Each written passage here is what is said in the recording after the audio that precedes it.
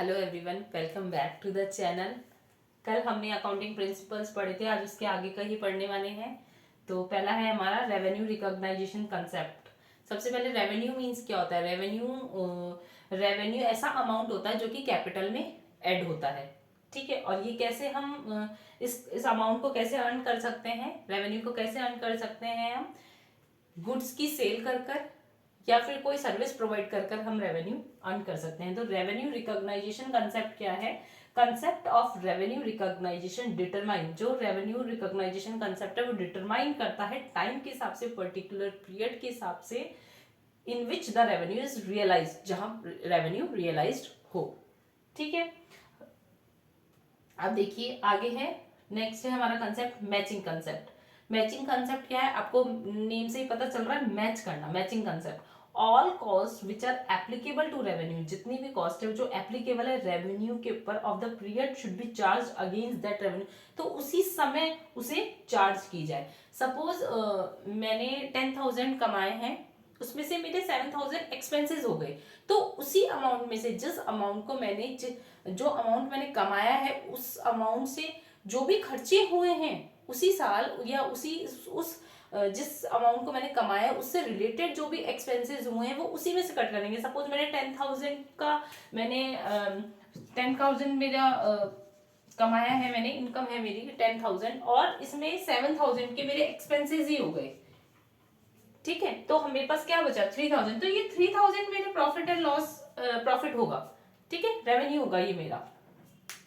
अब suppose insurance है, ठीक है, मैंने इंश्योरेंस लिया 3 साल के लिए, ठीक है। सपोज मैंने 9,000 का इंश्योरेंस लिया 3 साल के लिए, तो मैंने पे तो अभी कर दिया 9,000, ठीक है, लेकिन उसका बेनिफिट मुझे कब मिल रहा है, उसका बेनिफिट मुझे 3 साल तक मिलेगा, ठीक है। तो मैं उसके एक्सपेंसेस 3,000 3 साल में डिस्ट्रीब्यूट कर दूंगी, क्योंकि जिस समय आपको उससे प्रॉफिट हो रहा है, जिस समय आपको उसका बेनिफिट मिल रहा है उसी साल से उसका एक्सपेंसेस डिडक्ट होना चाहिए, ठीक है। तो हमारा 9,000 हमने इंश्योरेंस लिया था 3 साल के लिए, तो वो 3 साल में ही हमने डिवाइड कर दिया 3,000, ठीक है।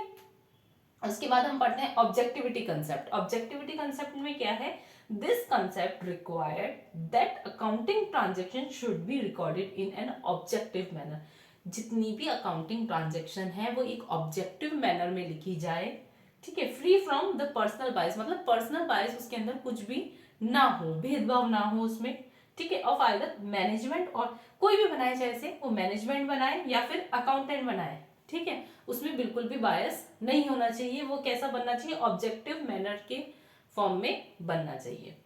हमारे प्रिंसिपल्स ऑल्दो यही कंप्लीट हो गए हैं। उसके बाद हमारे अकाउंटिंग कॉन्वेंशन है ये 3। अब देखते हैं इसमें फर्स्ट है कॉन्वेंशन ऑफ फुल डिस्क्लोजर, ठीक है। This convention require that all significant information should completely recorded.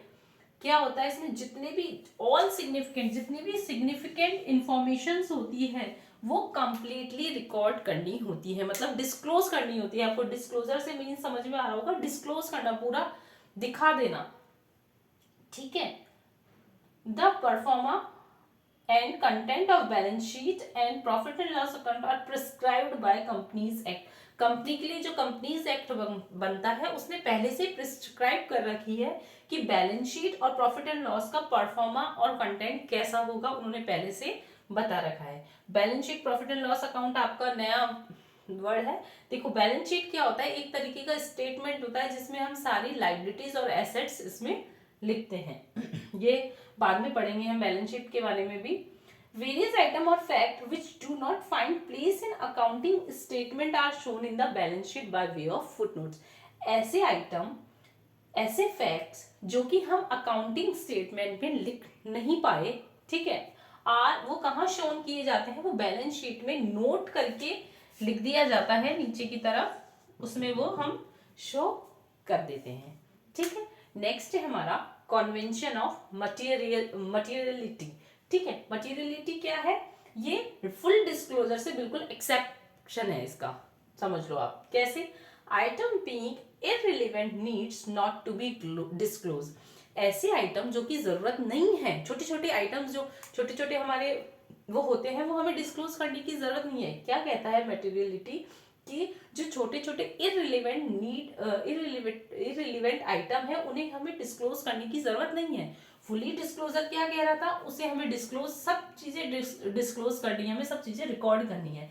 ये क्या कह रहा है मटेरियलिटी कि हमें फुली डिस्क्लोज नहीं करनी है, सिर्फ जिनकी नीड है उन्हें ही हमें उनका ही रिकॉर्ड रखना है, हमें फालतू अकाउंट्स पे बर्डन नहीं डालना। ठीक है। थर्ड है हमारा कॉन्वेंशन ऑफ कंजर्वेटिज्म और प्रूडेंस। कंजर्वेटिज्म मींस कंजर्व करना। क्या कंजर्व करना, देखिए it is a policy of playing safe. ये क्या है, सेफ प्लेइंग करता है। कैसे करता है, ये एक पॉलिसी है जो कि सेफ प्लेइंग करता है। कैसे करता है, देखिए all anticipated losses should be recorded whereas all anticipated gains should be ignored। ये कहता है कि अगर हमें फ्यूचर में कभी हमें पता है कि हमें फ्यूचर में लॉस हो सकता है तो हमें क्या करना है, अभी से पैसे सेव करके रखने चाहिए, हमें अभी से मनी सेव करके रखनी चाहिए ताकि हमें फ्यूचर में जब लॉस हो तो हमें इतना हर्ट ना हो। ठीक है।